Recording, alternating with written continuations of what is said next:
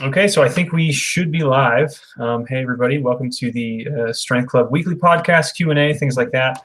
This time we're going to be doing something a little different again. Last episode we did strong lifts versus starting strength. This time we're going to be doing a deeper analysis of the squat, primarily the teaching method that we use at starting strength and kind of the why behind all of that, because it's like we know the teaching method, you can get it from a coach, you can see it in the book. The in-depth explanation, it's a little bit hard to grasp. So we're going to be going over that, watching some of the YouTube videos, and then we'll be hitting some squat form checks as well to kind of sink all that stuff in. But yeah, we have two excellent coaches with us. On the left, the big screen, we have Chase Lindley here. Chase, how's it going, man? How's it going, guys? Is that it? That's all you got, Chase? Yeah.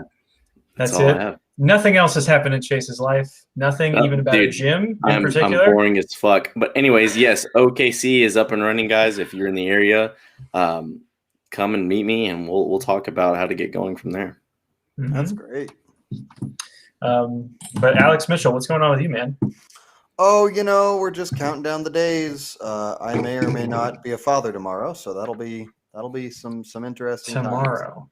Yeah, that's amazing. Yeah. Alex Mitchell is spending his last childless moments. I know, dude. That's I passion. wouldn't have it any other way. Y'all are awesome. But yeah, man, we're just setting up the nursery and putting finishing touches on everything. So. If anyone here is a parent in the audience, please give Alex Mitchell advice. If we had dude, he'll probably totally be a bad haven't parent. Gotten anything to help. Any advice at all? No one has said things that where do you take the baby for medical care? For example, a normal hospital. Do you have to go to a tiny hospital? We don't really know. Exactly. I don't even know. Do we have to shrink our house? I don't know. It's strange. Yeah, man. We got Teodor Marinovich in the audience. It says, "What up, Jimmy Pack?" Throwing in congratulations to Alex Mitchell. Best advice: sleep when you can. I'm sure. Yeah, that'll be very exciting. Trust you me, I will have no trouble sleeping when I can. That should be easy. We got Stigsrud here saying, hello, guys. We've seen too many of these lists. Keep sending in more, Stigsrud. Maybe some benching and some overhead. I feel like all we see is squats and pulls from that guy. But, okay, all right, so we'll hop right into it. We're going to have on this main screen here the primary starting strength squat video. I'm going to play this, and then you guys, Alex Mitchell and Chase, just tell me whenever you want me to pause this, whenever something of note comes up. So starting strength, learning to squat, lots of cool stuff. Why is this guy so bent over? He has a big butt. And other questions. Indeed. All of the above is true. Yeah, so I think so the audio here, he's going over utility of the barbell squat and then why we teach it from body weight first. And then we'll start with the stance and then go from there. But do you guys ever get apprehension from people who say, like, oh, why don't we just go straight to the bar? Why learn anything body weight off the get-go? Is that Andrew Jackson? Yeah. I don't know. Is it? Okay. Oof. Yeah. Looking good. Basically can. Go ahead. For the question, I mean, not really. Like a bunch of my people have never done a squat, or they're somewhat familiar with how we teach it, or someone has taught them something in the basis of, before we go to the bar, let's finish and let's get the hard parts out of the way. So like, I'll go ahead and just jump into it. So you can kind of see Alex's or Andrew's stance here. That's so that whenever you're underneath the bar, we can't really get you to change your stance adjust your toe angle, because you're so focused on the uncomfortableness, especially if you don't have enough shoulder mobility of where the bar is on your back. Which is 9 out of 10 people. Exactly. Exactly. Right. It's the vast majority of people. So I want you to be as calm and collected and have, the train of thought about what I'm trying to convey to you. I want no issues of me talking about your stance because you're worried about how ungodly uncomfortable the bar is on your back. And also, if you look down, you're able to do that comfortably without a bar on your back rolling on your neck.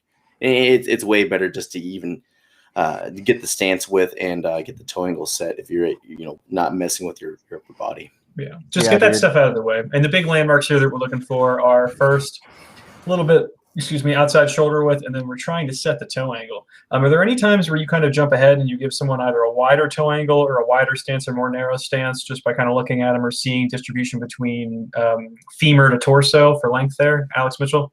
Oh yeah, for sure. I mean, every once in a while, and I mean, you know, I would say you always want to see what a squat looks like. You know, you give them a couple of the down and dirty, and then you see what their squat looks like. And a lot of times, you know, maybe they have a little external rotation at the ankle, or like you said, the ratio femur to tibia. That some of that is going to change this minutely, but for 9 times out of 10, it's this shoulder width stance, toes out. But I did want to point on one thing, which is that this is not just your very first time you come into squat. It's not like you do this at the body weight for one time ever, and then you just never do it again. Especially if you're a master's athlete, but really anyone, you need to do this squat stretch before you squat. Like, this is invaluable. You know, people always, for weeks, people always ask, you know, do you guys stretch for starting strength? Well, no, we don't do like tricep stretches and like ballistic gastroc stretch or whatever, but we do this, right? We prime the body, especially like the adductors, the hamstrings, the spinal erectors. We prime those muscles for the movement that we're about to put them through, and that really helps with A, the learning, but B, the execution with the bar on your back, like Chase was saying. So what's going on here? We have this guy. He looks like he's praying for some reason and pooping at the same time. His elbows are down in between his knees. It's the perfect time to pray. You got nothing else. Exactly. So what are we trying to teach here? What's kind of our big priority? You know, some people will say it's the torso angle because it's not depth, because some people can barely get to depth in this position without weight shitting them down, or they're too cold. So what do you guys think? What are the first problems that pop up during this portion of the teaching progression where we're going from standing to the bottom? And then note, you know, I'm sure for Alex Mitchell, this position may be hard to attain even for some people. Where it's like other people, they may be used to squatting a foot deeper than this. But you guys have some thoughts on this, Chase? I like the tactile cue that you can give yourself with the elbows inside the knees. That way you're not so concerned about the angle of your back, right? Because if you had your arms straight out in front of you and we tell you to lean over, that's such an ambiguous statement. How far do I want you to lean over? Well, even if I say nipples to the floor or anything like that, I mean, that conveys a different angle in each person's mind that relays that, right? So if I tell you to put the tips of your elbows inside your knees, it's going to get you into the correct back angle every single time without even you having to worry about, you know, the direct degree of how horizontal you are. Yeah. Also, not only does it convey where the back angle is, but it also helps you with the stretch too, because we want your knees out so your torso can fit into that little gap there. If you shove out your knees hard enough with your elbows, it's going to get that stretch that Alex was talking about earlier.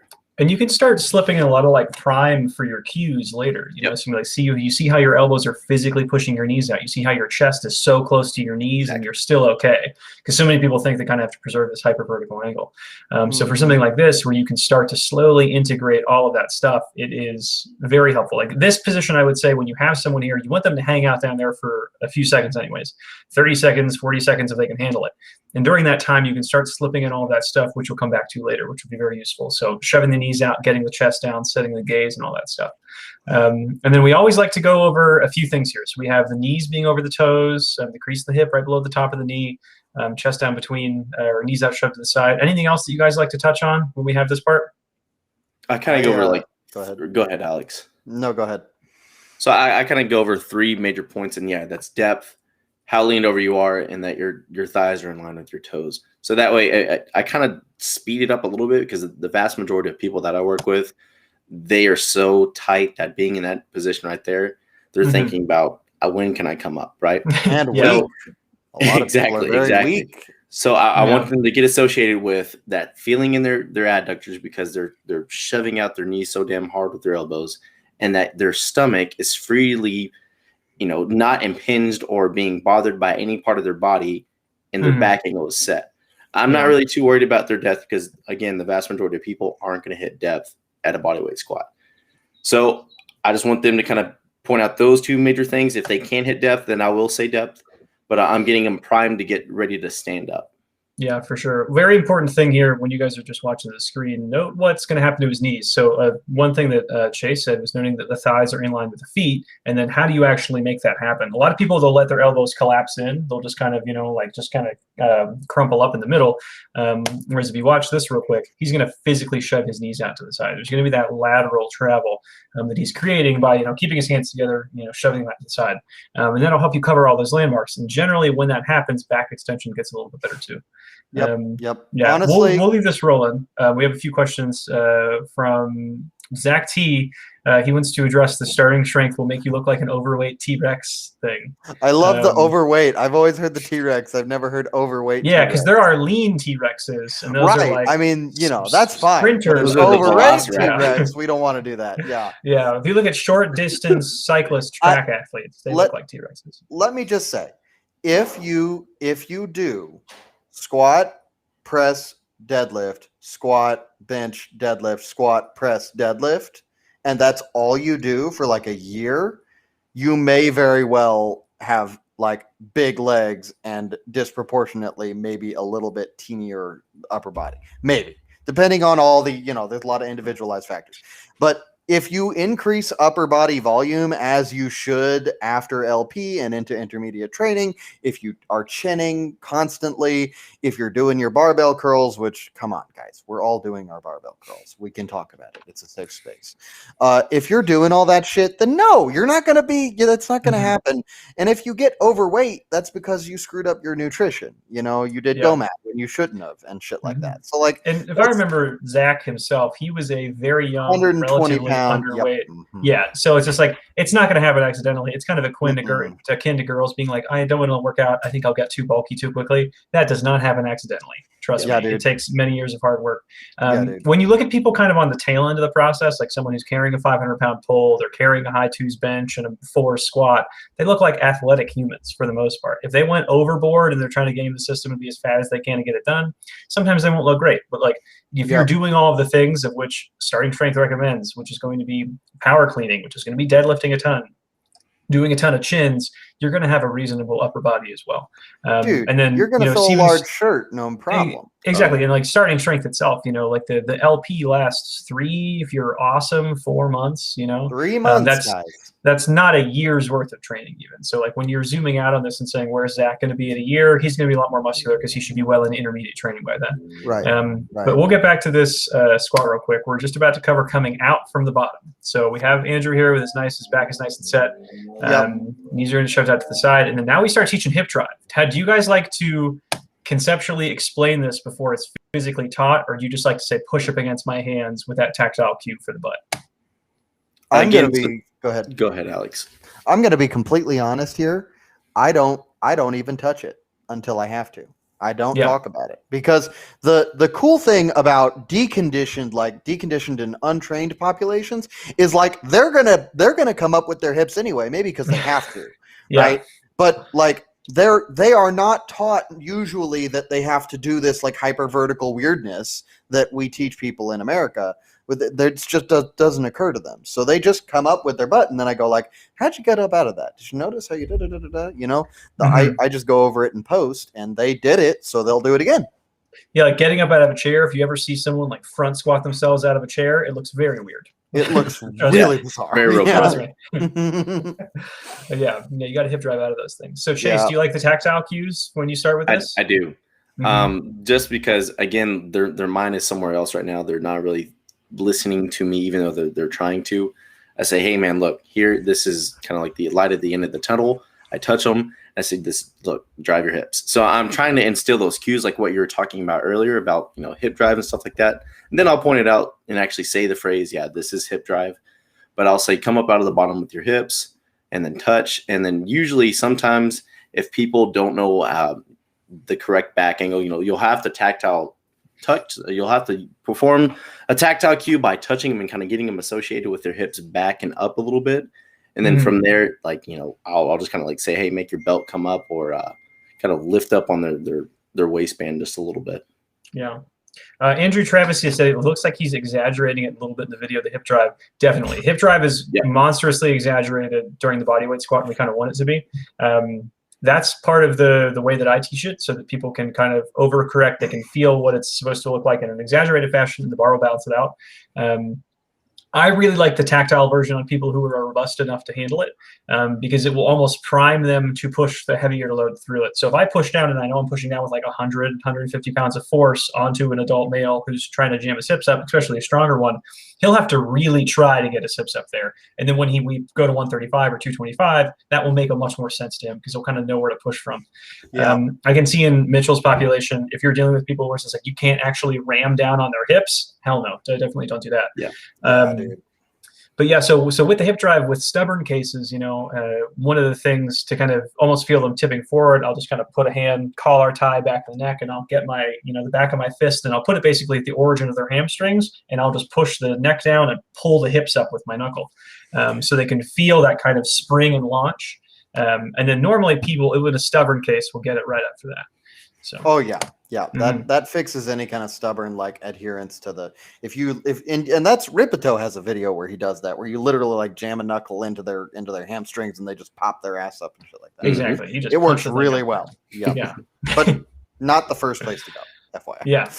Yeah, because so many people they will drive just with their chest still. Yeah, dude. That's no matter. Well, not only that, like they may like the first eighth of it come up with their hips, and then they start instantly leading with their chest, especially if they've been taught bad things with like coming out of the bottom of their chest. So you have to really hammer that hip drive. So we're coming up to the bar now, by the way. Can we just talk for a second about how Andrew Jackson is literally Ken from Barbie and Ken? Like the man looks like a Ken. The most square head you've ever seen. Oh my God, jerk. Anyway. So yeah, now we've kind of hit like the talking points of the squat, like the most troublesome that we're going to have the most errors at, and that's at the bottom, right? So we fixed your stance. We've associated where depth is if you can, and associated the back angle that you got to get used to. Now it's just smooth sailing basically from here. It's not going to feel so for most people, but getting the grip, right now he's kind of showing like the bad versions of the grip, but getting the grip associated with how flexible you are, and that's going to be, you kind of have a rough picture of it in your brain without the the added distractions of pain of the barbell on your back. Mm-hmm. Yeah, so this is one of the things where it's like some people may have to start with their hands literally at the pins. Some people may have to start with like the pinky off, wrist totally bent, the thumb off. This is where a lot of the communication and kind of workshopping happens, because you have this person who's been bought into this whole squatting process, and then you're like, okay, now depending on who you are, we may have to jam your shoulders into a bad position for you. Yeah. You'll meet people who they just sail through it. It's totally fine. And you're like, perfect.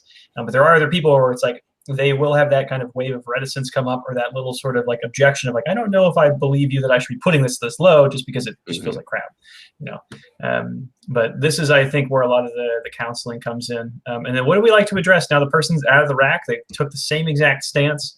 What are the first big things we like to say? Because they don't have their elbows to shove their knees at anymore. They still have to get down at the bottom. What do you guys like to talk through? I like to go ahead and just walk up to them, so because like they're, again, like I see this in most people's faces, like they instantly already feel uncomfortable and they're like, they're already wincing. But now that like they look at me and like I steer them into what now they need to think about, and that's two things, right? Elbows are not present, so you have to shove out your knees with your mind, and you're not going to pause at the bottom. So you're giving them two tasks to think about instead of the pain that they're associating with the bar position. Yep. Yeah. I personally, I have tried both ways. I really like telling them to do that. I'll tell them all that stuff before I get them into the position. And probably because it's really uncomfortable and, gen pop, all that kind of stuff. But like I say, hey, we're going to put this bar on your back, and then I need you to remember two things. And they go through all that. And then they get the bar on their back.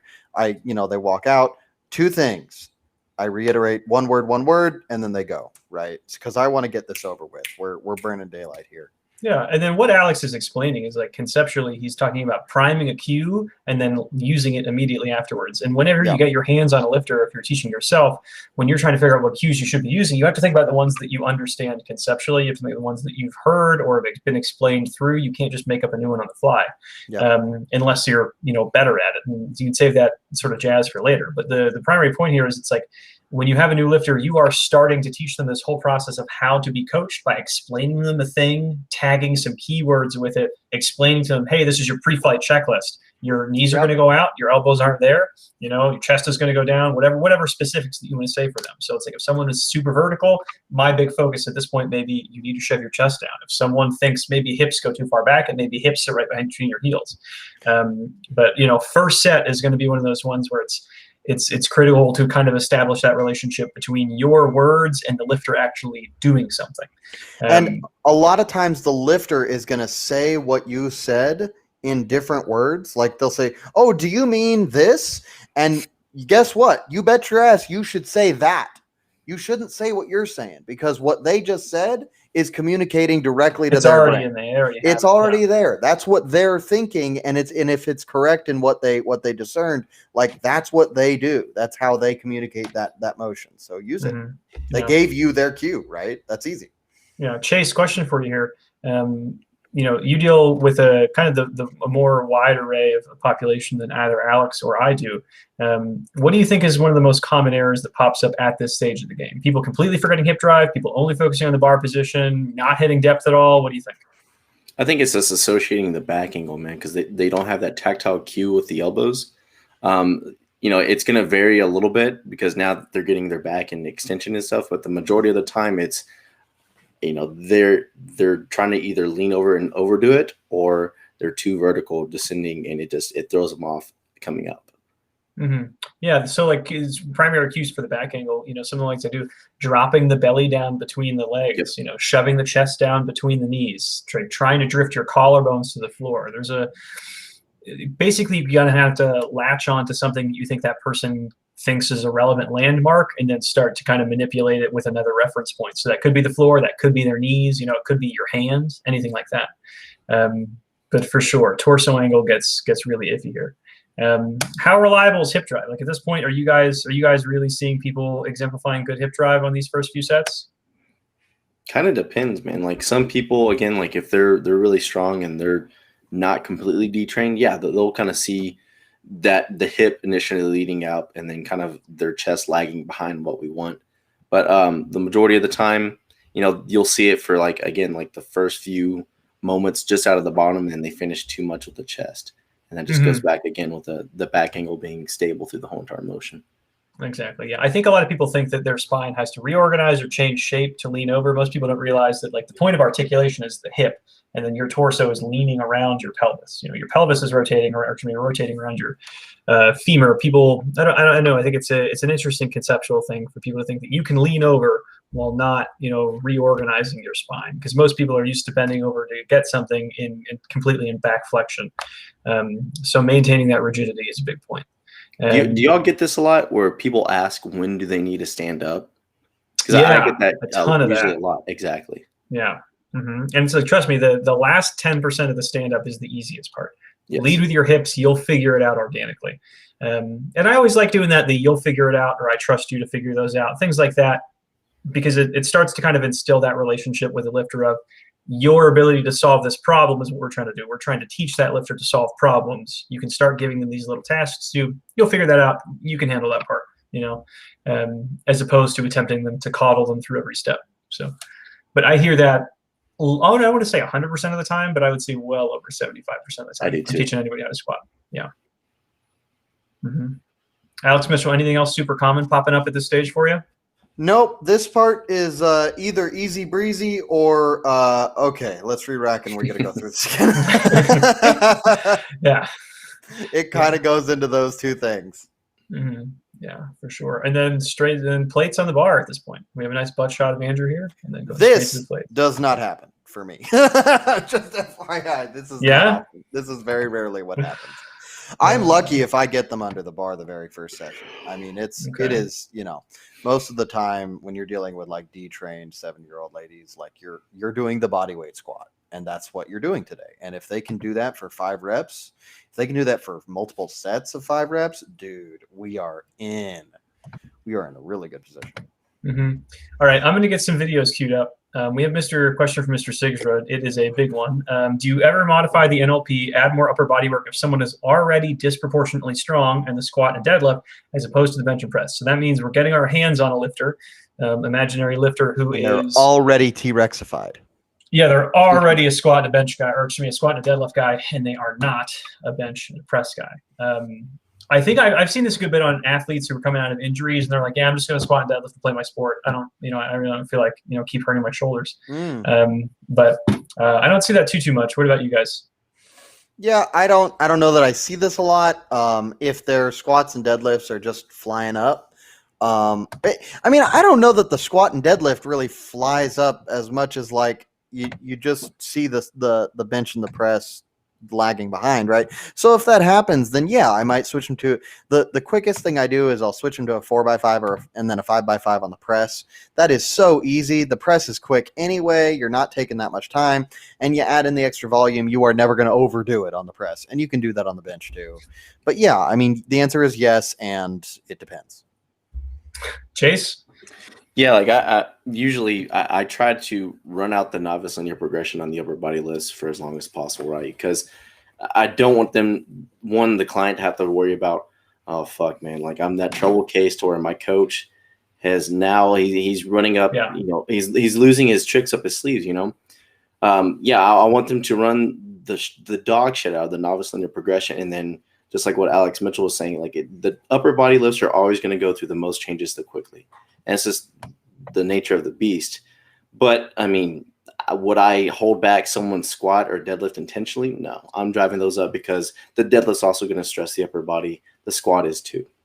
Mm-hmm. Yeah, it comes out in the wash, man. I think that like it would be so incredibly rare outside of a surgery situation where it's like, I had screwed up the rotator cuff.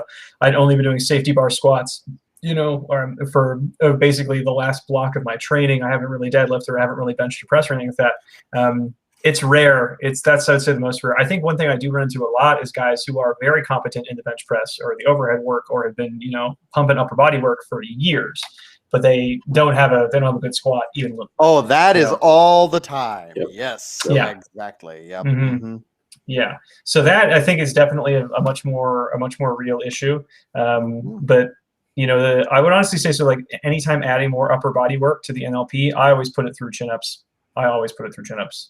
If you can do chin-ups or you can do pull-ups, you can do 2 sets of pull-ups because they're a lot harder, then back off to 3 sets of chin-ups. Yeah, dude. And hammer those things home. And like vary the grip, do all that kind of stuff. Like get the lats in there, all that. Because it can help you feel that novelty. It can kind of help that person who's doing the NLP be like, oh, this is kind of a just for me thing. It's like, we're just trying to stress the whole upper body. People don't realize the triceps are being worked in the chin up, not Funny to a severe degree. Yeah, exactly. But the whole upper body is being used quite a good bit. And I think that honestly, there's something to be said about desensitization to volume. So if someone's coming in off of either a bodybuilding split or if they're coming off some fucking random template and they're hammering 30 sets of upper body a week, to kind of pulling that back, getting the technique in order, get your ducks in a row, and then build back up from there. So it definitely comes out in the wash, man. I would say for sure. Yep. Mm-hmm. We got another one from Melchior Kaspar. I hope that's your real name, man. I experience pain behind my right shoulder when squatting after benching and pressing. Any stretches to deal with this? I'd rather not widen my grip a lot. So is he making it sound like he does bench or press and then goes to squat?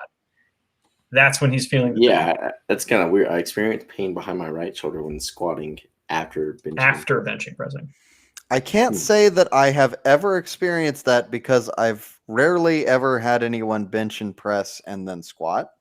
I mean, once, like for a little bit while they stretch their shoulders out, sometimes you can have them press and then squat and it's like their shoulders are way better. But like, that's just a kind of a strange setup. Order. Yeah. Melchior. Yeah. So the squat in itself is a really good shoulder warm up. Granted, you're handling it appropriately. So if you're not jamming it too narrow, so start wide, slowly work your way in. You have a lot of dead time between your squats, hang on the chin up bar. You can start doing light pressing movements.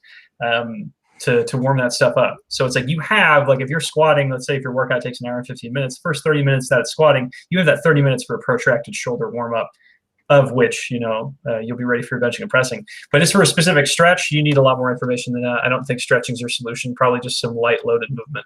Yeah, like I mean, and again, I think we've said this before a couple of times, but like if you're setting up to the bar, for the squat, you come under the bar, you kind of do that Paul Horn position, but you don't need to like pull into that stretch and feel the pain. You just come under, see where you are, wherever it comes to. If it comes to the back of your neck, if it comes to like your upper traps, then you come out. And then you get 1 centimeter further. You come out, you get maybe a ½ inch further. You come out, you get maybe an inch further, right? Just don't like fight it and fight it and fight it. You just come out and then go a little deeper next time. It's a cognitive block most of the time. It is not it's not like an orthopedic block, like there's like ossified tendon or something stopping you from getting into that position. Yeah, you're attempting to acclimatize yourself to the position. Yeah, it's neuromuscular. It's cognitive. Yeah. So like you can, or maybe not cognitive, but it's at least neuromuscular. So like you can get yourself there as long as the muscle is taught to that you can go that far. So Yeah. So we're gonna watch some squats now, some squids. We're gonna start with our boy Steven. And then one thing that I want to touch on here is if there's any errors that we'll see, try and relate that back to the teaching position in so much as when do these things get corrected off the boot? Because a lot of people will see the product of kind of starting strength coaches for their squats or anything like that and be like, hey, there really wasn't a lot of errors here. Like if my job is successful in the teaching progression, that person is at a B+ squat off the get-go. Okay. And you don't kind of realize how much goes into that. I have one question for you before we get into squats. Sure, I'll play the video so we can watch it while it's rad. Cool. So I have found that in many of my form checks, that is a problem actually, because like I'll fix all the problems before they get weight on the bar. And then I don't see the problems that they were exhibiting. I can kind of interpret like, oh, we were probably doing this or that, but I don't see them, right? And then they go home and, if they forget what I taught them at the beginning, they don't, they end up doing the same thing that I didn't see. Exactly. Yeah, it's been fixed. So our boy Steven here, I think, has 185 pounds on the bar. Good job, Steven. There's a lot going on here, I must say. There's a lot going on. Yeah. So he's on the sawhorses. Are we low bar? He's as low bar as it gets. Let's I'm just There's wondering. Like mid 1, 2, 3, 4. He's high 4s right now, I think. Yeah. High 4s right now. Yeah. So 405, 425, 35. He's a 435, hitting it for some big sets here. How are we feeling about these guys? I think the bar position is kind of a little bit unstable, and it's causing the streamline effect at the bottom. He's shooting back. I guess try to get your grip in as narrow as you possibly can. Oh shit! There, you may have to move your unexpected failure. I didn't know. Maybe the workbench helped him actually. I think on that one, so it just prevented him from flying across the room. He did shoot out pretty fast. That was pretty cool. But he ejected from his squat. But you could tell on that fail, like the bar is tilting forward, and you can actually see it on the plates too, that they kind of roll forward. Try to put the bar a little bit lower on your back if you can. If not, you're gonna have to think about dropping your ass straight down and not leaning over as much. You do have a really short torso, so if you lean over just the slightest bit, it's gonna change the bar position on your back because it's unstable at the start. So just try to maintain it as best as you can. Again, this kind of goes back to that teaching method with before you go into your set, just do an unloaded squat, put your elbows inside your knees, and kind of realize that the bank angle is not as horizontal as what you think. Yeah. So on this one, I think that programming will be a very helpful way for you to slowly unlearn this motor pattern, because you just squat like this. This is just how you squat. We've seen you squat a good bit now at this point, Louis. So this is a thing where it's like you can correct this with technique and active in-person coaching, but if you're still squatting 4 times a week, you may not realize when you're doing something wrong if you don't have near constant supervision. I would honestly try to widen the stance up a bit, shove the femurs out to the side as much as you can to try to dissipate that extra length. And then from there, start doing tempo work so you can realize that you can keep your chest in the game and then not go hips backing up out of it.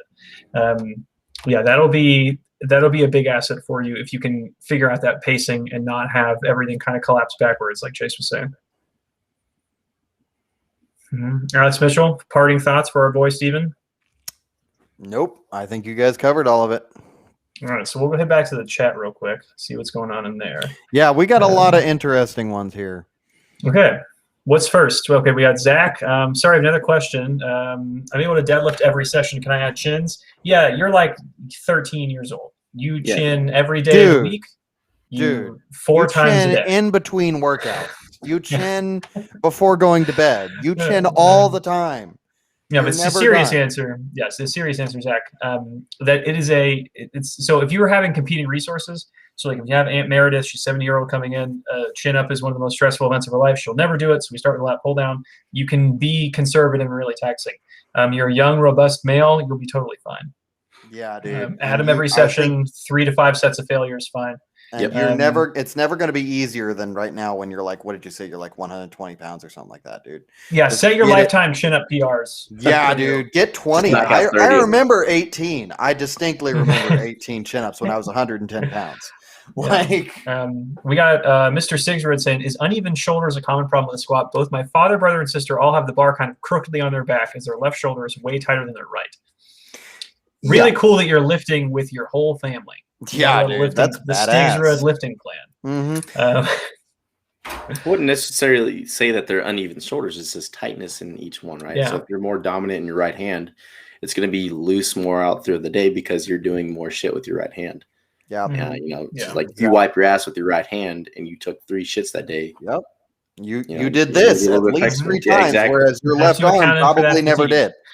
Yeah, dude, that shit adds up. I mean, it's the same thing as like if you drive a lot, your right leg is probably your like right gastroc and stuff like that is going to be stronger and all that. Like that stuff is going to add up and it's going to lead to little teeny like, inequalities or what's asymmetries, and like stuff's fine. Just work out for it. Make sure it's not asymmetrically loading the hip or something like that, and you're good to go.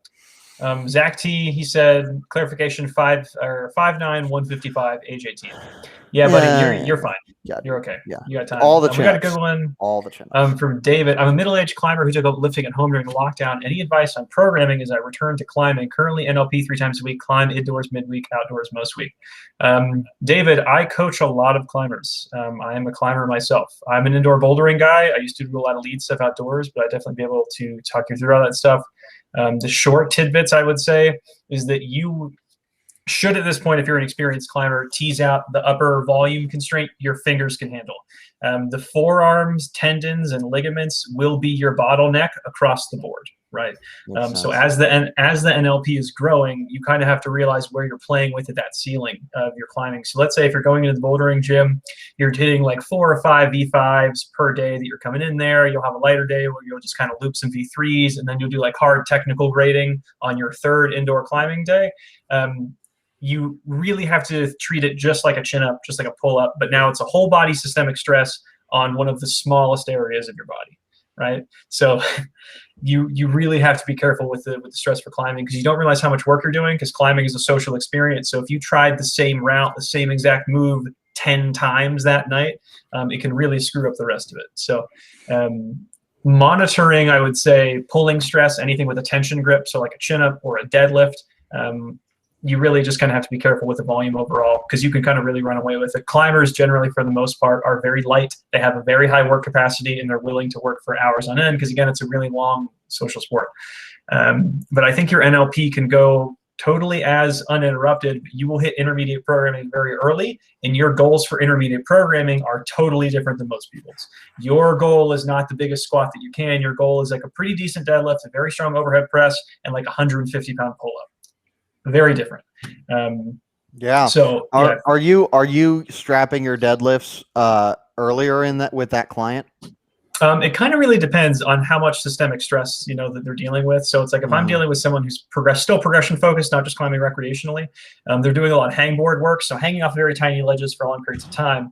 But the length tension relationship with the forearm is so open in the hand. They're basically like this. Like an advanced climber is climbing, trying to line up with the camera. They're climbing like this, basically. It's never a closed grip.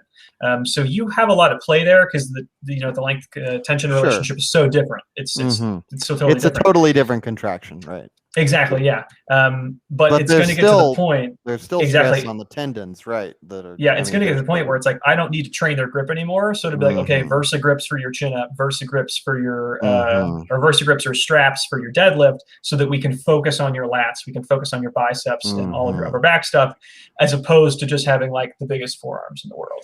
Right. Big forearms are cool, but like sure, but you're getting, when they're you've got already like at this and 100% forearm teeny work. little bicep, it's not really cute. Yeah. Yeah. So it's like they're already basically at the upper threshold for that. But climbing programming talk is always really fun. So hit me up, Dave. We'll talk about that. I bet. It sounds like a fascinating population. Yeah, that would be interesting. Back to some videos here. We'll check out Hardy's squat. We'll see what's going on with him.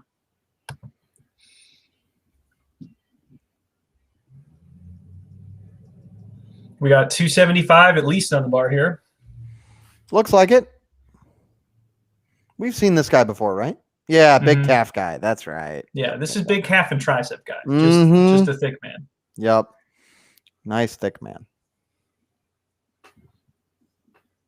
Stance is good. Toe angle's good.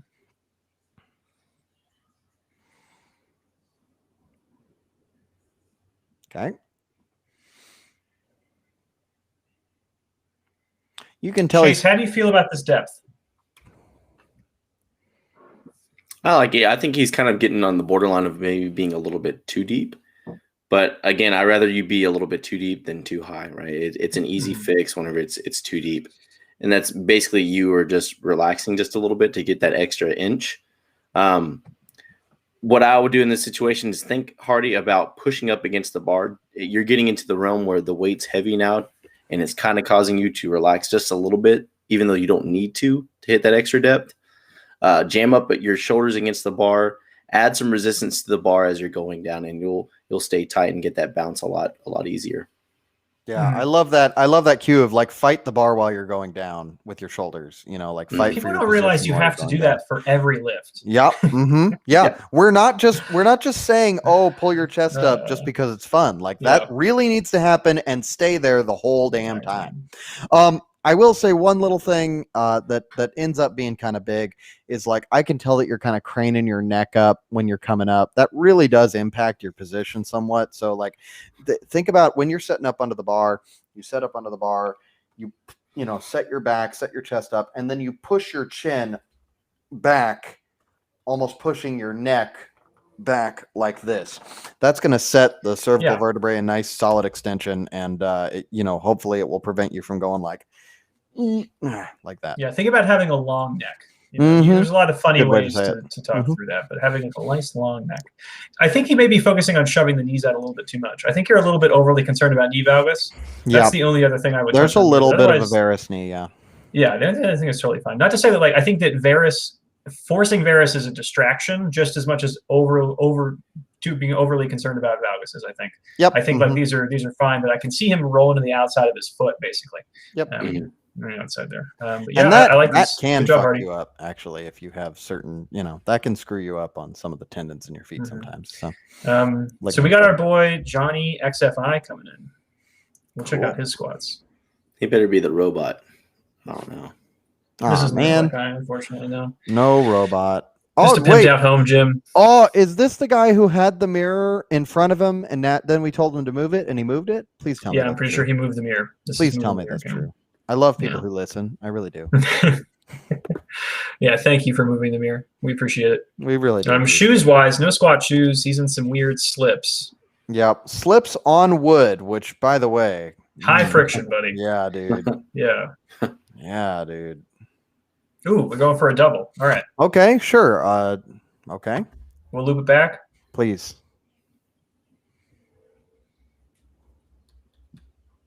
Oh yeah, Steven Louis said, "Thanks, guys. We'll work on some tempo work tomorrow." Bless your heart, man. Bless your heart, Louis. And it's going to have to be lighter than you think. You use it as a light variation where you think like, okay, I'm only going to have 275, 315 on the bar.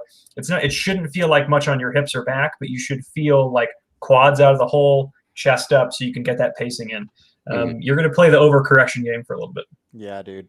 Okay, so what's this guy's name again? Johnny XFI. Johnny XFI. He used to be a federal informant. I'm sure that's true. If you're gonna squat shoeless, which we like shoes here, it just helps everything work out. If you're gonna squat shoeless, you're gonna have to push your knees forward until you think they can't go forward more, and then push them forward more. Like that you're just gonna have to. The whole squat is gonna be you thinking about getting your knees more and more and more forward from where you are right now. Like for you. That's just going to be your life for a little bit, and really like closing the ankle joint. Really the ankle joint is what I'm trying to close there, but getting your knees forward will accomplish that, and you're going to get a lot more depth from that. You probably want to think more about dropping your butt down in this situation rather than leaning over. The leaning over is going to happen, but you just need to get lower. Mm-hmm.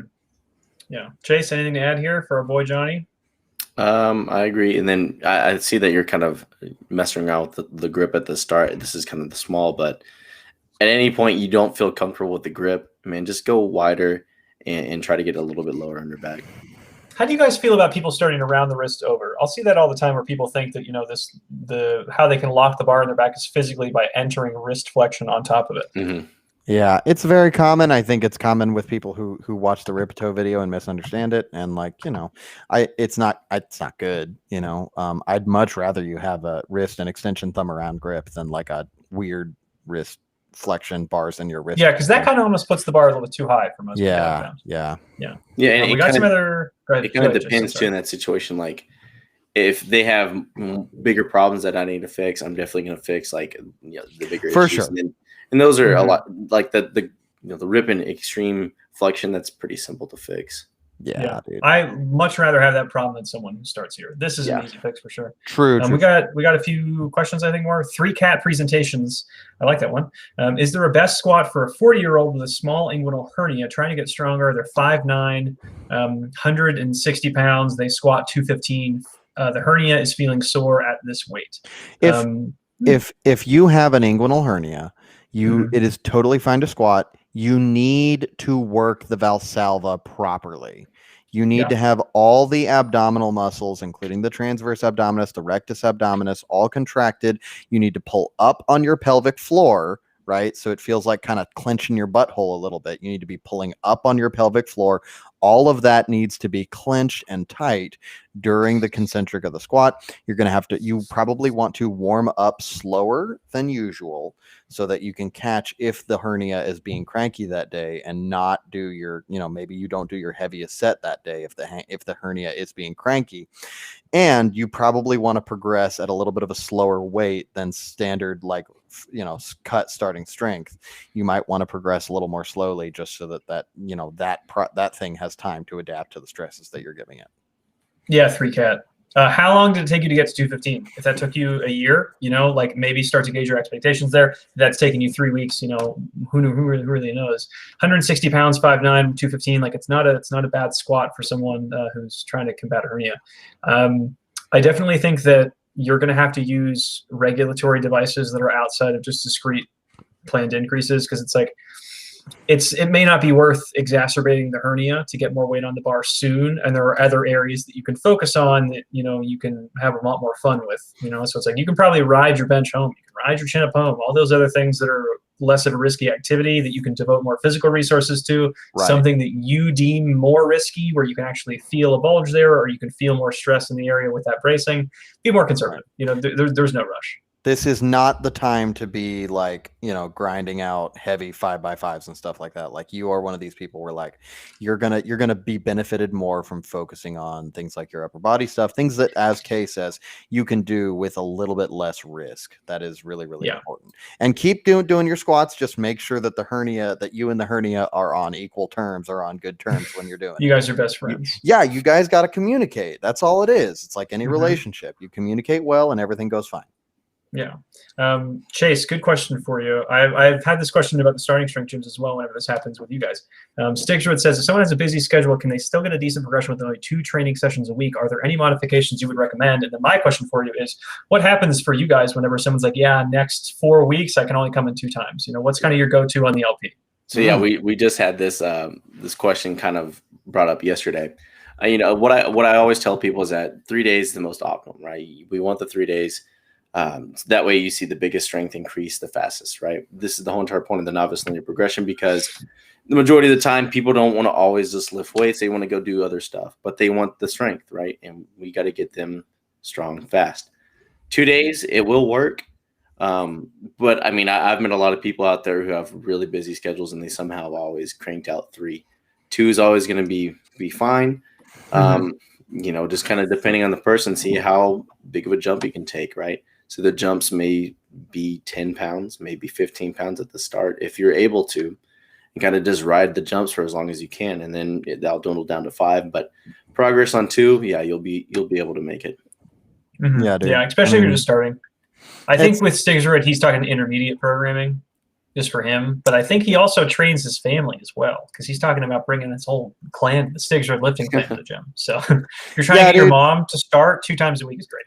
Yeah, exactly. And like if you can only, especially for that population, especially for like 60 and over, 2 times a week is again, they're kind of like the guy with the hernia. Their priorities are going to be different than your priorities. If you're a lifter and your priorities are adding weight to the bar, that's great. That's really neat, and you're going to get that, right? You're going to get that with your 3-day a week LP into intermediate, blah blah blah.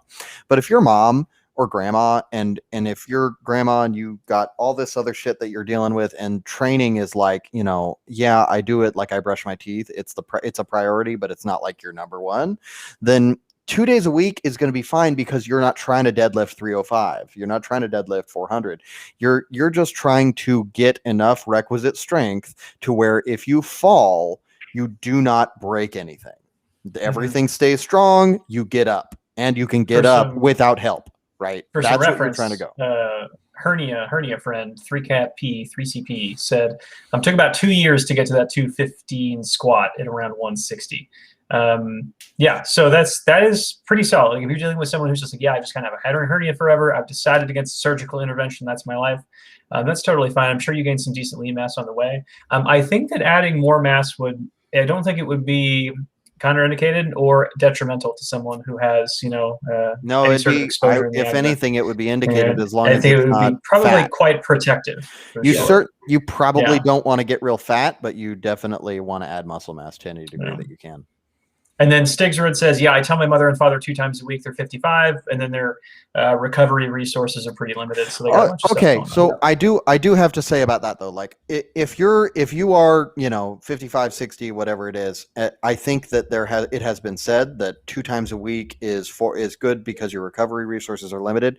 Recovery resources can be managed by the adjustment of load and volume inside the workout. I would much rather have you working out 3 times a week, because I can grade the stress a lot more carefully. And that often the reason why 55-year-olds get hurt and go out of the gym for 6 months or whatever it is because you didn't grade the stress on that little knife's edge well enough to say, oh, we could have gone up 5 pounds here, but we shouldn't have gone up 5 pounds there. And it's a lot more easy to do that on a 3-day or even a 4-day a week, because you're fitting the same amount of work into less actual bouts. We're going to pop another video up here. Rad, dude. I think we have, what do we got here? We got Jay Juarez. He's got some lifting shoes. We can only see 1 inch of his calves. What happened to the rest? We'll find out. It doesn't exist, near as I can tell. He's very covered and compressed. Yep. Walkout was good. Stance seems good. Oh, man. I love people. Hips out of the bottom. Love people who squat in the rack. Great people. I would definitely start to try to manage some of the movement going around your head. So whenever you're at the top, you're kind of punching your head forward to take your brace. That can honestly make taking the brace a little bit harder if you're tucking your head forward and down. Think about having a nice long neck, kind of think like show dog almost, like you're picking your head up, you're shoving your chin out. British Army officer, whatever funny thing you can think of in your head to maintain that position. But I think if you can stop punching the head down, I think this would be very solid. Yep. I would also maybe even slow down, like getting set.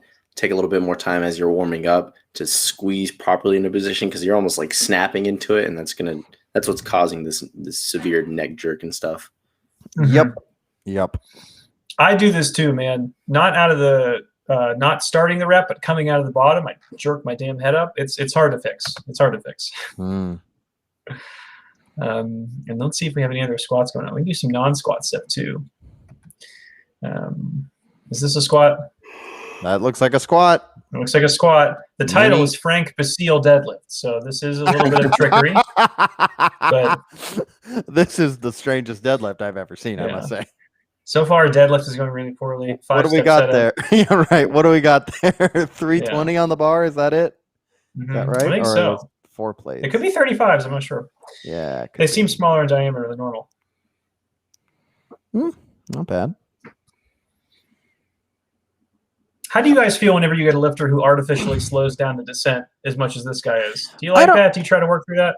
I don't hate it. I mean, it really depends on what the reason is for it. Like, if I try to speed them up and they start getting really fucking sloppy, then, I mean, it's half a dozen. Yeah. I'm not sure what the trade-off is there. I really like the fact that his tempo is so controlled. So I appreciate it. Super consistent, man. Mm-hmm. Chase, what are your thoughts on this guy? I'm kind of with Alex Mitchell, but I've kind of seen myself in the past more so speed it up because again, like he may still be searching for depth in his mind, and I don't want him to even think about that. Like I've experienced this with a lot of women, is that they get so freaked out about at the bottom to where I'm just like, look, just do this as fast as you can. It kind of takes that thought out of their brain, and they're able to kind of function without that looming fear of if I'm going to fail or is this low enough or anything like that. Yeah, we got Frank, our boy Frank, in the chat. He says, "I can't feel depth. You're going to hit depth no matter what, Frank. Your stance is nice and wide. Knees are coming out. Trust yourself on that. Trust yourself for sure. This is really helpful just to think like you're sitting on a spring. You're not even waiting for that trigger, but it's like once that squat takes that amount of time, your job is to bounce out of there as aggressively as possible. Even if you get someone who isn't a coach and then you tell them, this is what depth looks like, stand in the room with me, tell me when I'm there, it's hugely valuable. It could be your neighbor's dog, anybody. Just tell them what depth is, tell them to yell at you whenever you're near it, and you'll be a little more accurate than not. Yeah, but I like these. I like these overall. I would definitely tell you to speed up the descent so we can get a little bit more of a bounce going on for sure. Yep. And it might also. I don't know about the stance, but the stance might have been a little wide. It seemed a little wide. And it's like honestly, that's kind of a go-to to people who can't feel depth because it's like, all right, we'll just stretch the adductors out more. But who can go wider than Frank? Yeah. Yep. Yeah. And then Mr. Sigurd said, gotta say though, it's amazing. First time I'm staying up to follow the live stream. It's 3:30 a.m. in Norway now. New format's cool, but I miss Mick. I miss Mick too. Mick is currently in some sort of amazing like gladiatorial trumpet college where he's fighting his best to win a musical something. But yeah, he was actually just in here. He popped in, said hi to all of us before the stream. Hopefully he's watching now from above in the heavens. Yeah, he's already been getting a lot of death with the mouthpiece. Rest in peace. Rest in peace. Yeah, we have already had a lot of I miss Mick comments, so I'm going to continue to try to peer pressure him to get him back on the channel. Okay, so C says, what about single leg squats? Split squats. Chase, his name also starts with C, so this is your question. Yeah, it's probably someone else named Chase. Yeah, man. What's the purpose? Like, are you fixing something to do with like your sport where you're performing a one-legged single max, or I mean, what is the purpose of doing it? What are you doing with it? Okay, when do you ever use with your athlete clients? Do you ever use Bulgarian split squats or anything like that? I've had a bunch of athletes who didn't have barbell access, but they've had like very Pistol large squats, sandbags and dumbbells, and then I take options where you can get them. Yeah, dude. I don't really think they're particularly great. I mean, like I've found that even for my people who are just physique focused, they can't really get a good read on their quads with it. If you can, dude. Sure, I guess. But I may do it. There's way better options. Like I may do it for like tendonitis. Like if your quad tendonitis for sure. bad, it's a rehab exercise for sure. That's why physical therapists use it, and they're not always wrong when they do. They might sometimes not be whatever, but like they're not always wrong. They have a reason. But I have one dude who does Bulgarian split squats, and he has like a chronic congenital defect with his coccyx where like it constantly pisses off the musculature around it. So gross. Gives you an idea. Yep. Man. But yeah, so we're basically right at the end of the clip here. Anything else that you guys want to talk about? Feel like we didn't cover in the kind of the why behind how starting strength teaches the squat, the notes of the teaching progression, anything? I think we covered a lot of bases. Did we have any other? Have all the questions been answered? I think Looks so, like. man. I think Yeah. so. Yeah, we have information from the Stigsford lifting clan now, as well as someone named 3Cat Presentations. I don't know what that YouTube channel about, but I'm going to find it later. Yeah, overall super productive. I think I want to still go through. Chase really likes the squat. We went through the squat. Alex Mitchell, I know you said you wanted to touch on the deadlift, the teaching progression, the why behind all that stuff. And then I want to hit up the power clean. So we'll probably do those. We'll try and stagger them. And then we also have some programming stuff to go through. But we'll definitely keep kind of digging through the form checks as we do this as well. If you guys want to send in a form check, you can do that. It's support@strength.club. That email will be below. Alex Mitchell, where can we find you at online? Sure, dude. I am at Stronger Now Gym on Instagram. I am at Stronger Now Gym on Facebook as a token presence. You can find me strongernowgym.com. Alex at strongernowgym.com. If you want to email me, you can also find my phone number. It's all over there.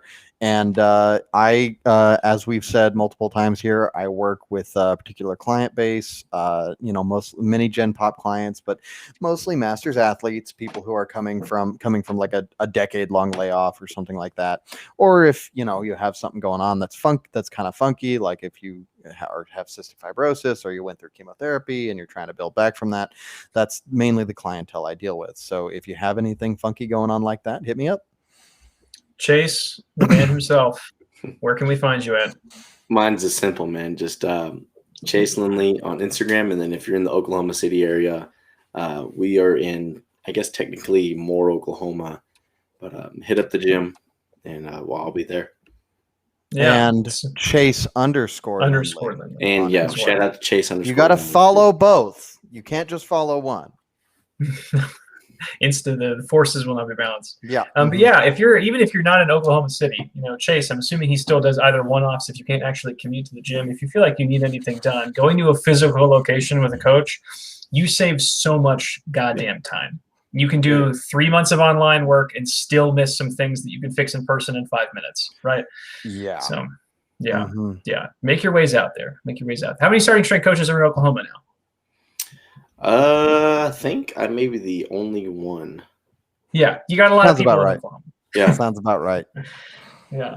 So if you need anything done, hit Chase up, hit our boy Chase up. You can find me at my website, which is below. I work on the inverted population to Alex Mitchell. I tend to work with people who are doing multiple sport demands. If they're doing something like Ironman, rock climbing, grappling, anything like that under the sun, or if you're just programming nerd and you want a very careful hand with programming, I feel like I'm in the running there too. But yeah, we'll have links to all of this below. Let us know if you want any sort of other content in the comments. So other specific topics. We have a bunch lined up that we'll be getting through. Still definitely on this weekly basis, just over the weekend. But I think that's it, boys. Right, dude. All right. Awesome. Goodbye. By the next stream, Alex Mitchell will almost likely be a dad. Yep. So if I'm here, it will likely be with screaming in the background or something. I hear newborns do that. Yep. Yes. I will just be holding the baby while doing the up to the mic. You got to do the Simba moment for us. Exactly. Like the baby's here and I'm way back here. That'll be good. Yeah. But all right, that's it, guys. See ya. Bye.